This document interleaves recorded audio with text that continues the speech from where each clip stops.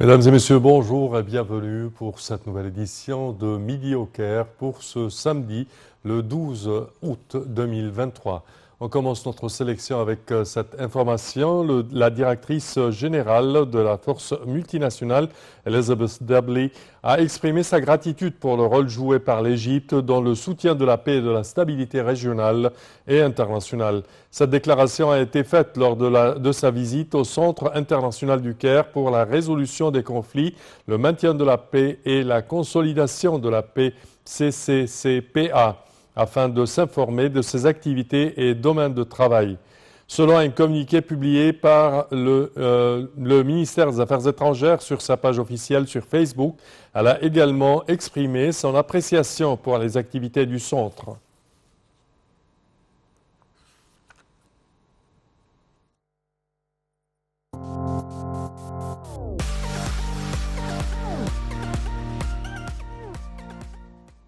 Et l'Égypte et les États-Unis examinent plutôt le partenariat stratégique bilatéral.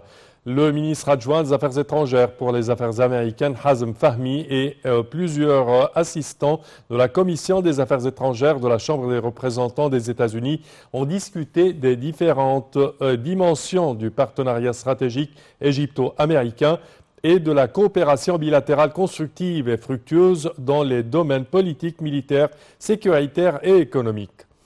Lors de ces pourparlers tenus au siège du ministère des Affaires étrangères, Fahmy a évoqué les défis les plus importants auxquels sont confrontés la sécurité nationale égyptienne et les développements géopolitiques régionaux, ainsi que leurs répercussions sur l'Égypte et sur le Moyen-Orient, passant en revue les efforts consentis par l'État égyptien afin de faire face à ces défis.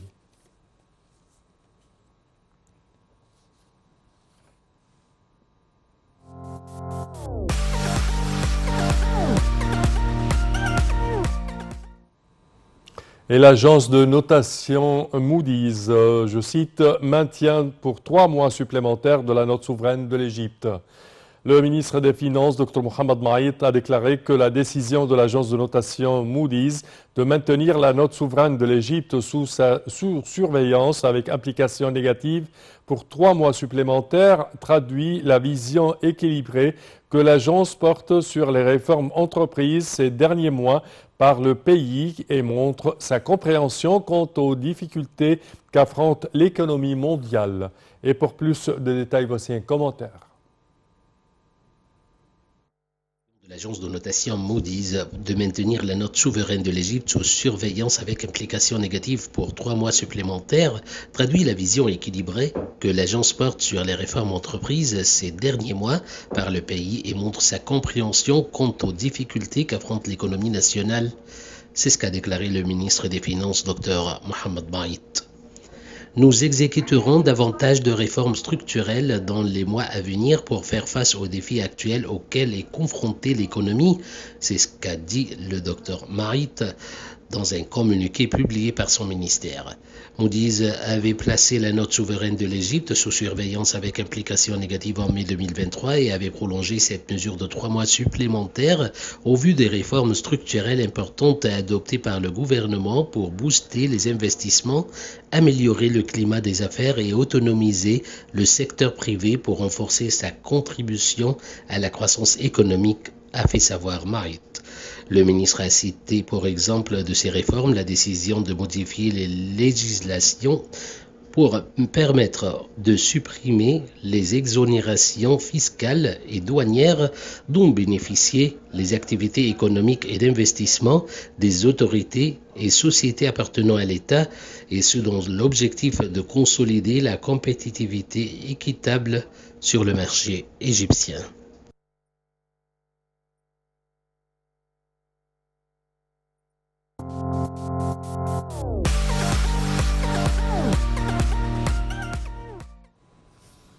Et le ministre de l'Irrigation et des Ressources hydriques affirme l'importance des projets de drainage agricole souterrain.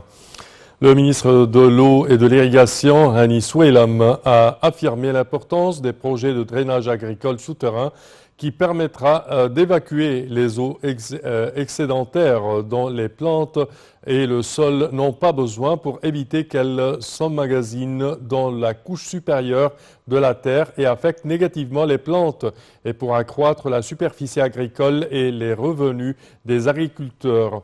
Soueilam a expliqué que la stratégie de son ministère concernant le remplacement et la rénovation des réseaux de drains était fondée sur des études.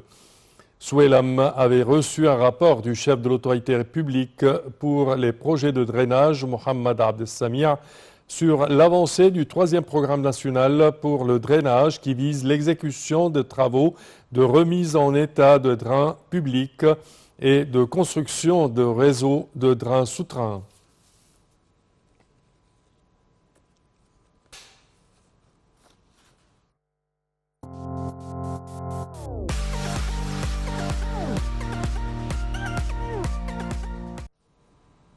Et la ministre de la Solidarité sociale, Nevin El-Kabbaj, a appelé toutes les institutions opérant sous la supervision du ministère à participer à l'initiative Projet Vert avant la date de fermeture de l'inscription le 1er septembre prochain. Cette déclaration a été faite lors de la réunion entre la ministre et le coordinateur national, les présidents du comité organisationnel de l'initiative des projets verts, l'ambassadeur Hicham Badr. Et pour plus de détails, voici un commentaire.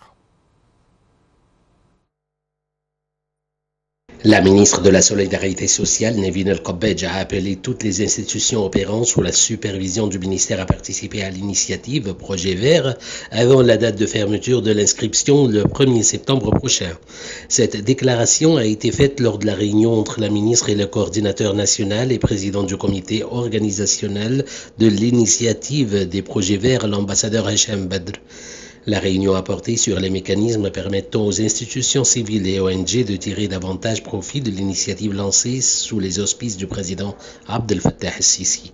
Madame El-Kabbaj a affirmé que l'initiative représentait une opportunité pour les patrons de projets et d'idées innovantes qui contribuent à l'adaptation et à l'atténuation des effets du changement climatique.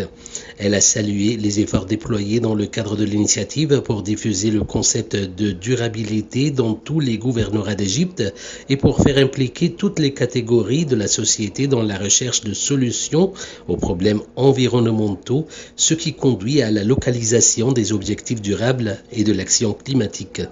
Il s'agit d'une plateforme qui rassemble toutes les parties concernées par la question du changement climatique pour travailler à activer le rôle de chaque individu en Égypte pour réaliser la stratégie nationale de développement durable et la stratégie nationale sur le changement climatique 2050.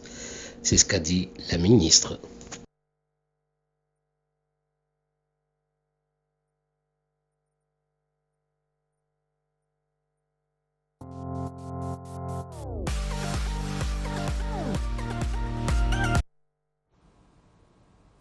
Et l'université de Mansoura cite découverte d'un genre de baleine exterminée âgé de 41 millions d'années.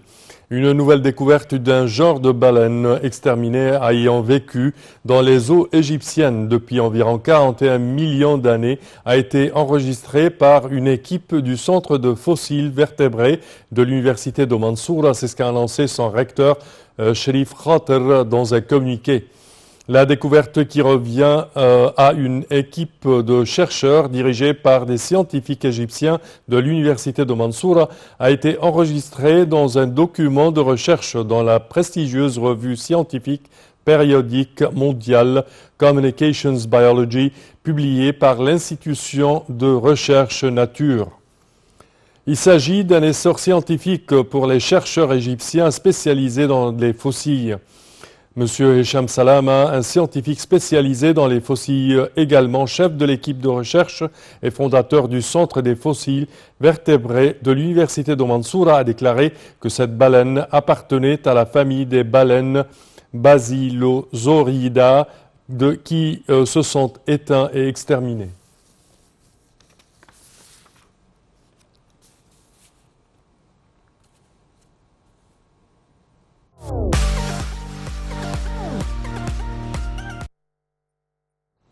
Et 14 films internationaux sont attendus au 45e Festival du film du Caire. 14 films internationaux seront projetés lors du 45e Festival international du film du Caire dans la période du 15 jusqu'au 24 novembre prochain. Parmi ces films figurent Disco Boy et The Survival of Kindness, sacrés par la Fédération internationale de la presse cinématographique FIPRESTI lors du Festival de Berlin 2023.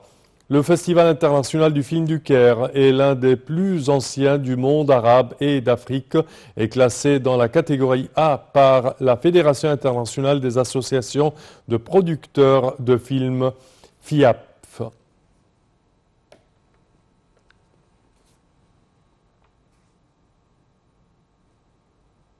Et c'est ainsi, chers téléspectateurs, que prend fin notre édition d'aujourd'hui de Midi au Caire. Je vous remercie de votre attention et je vous donne demain rendez-vous avec une nouvelle équipe. Au revoir.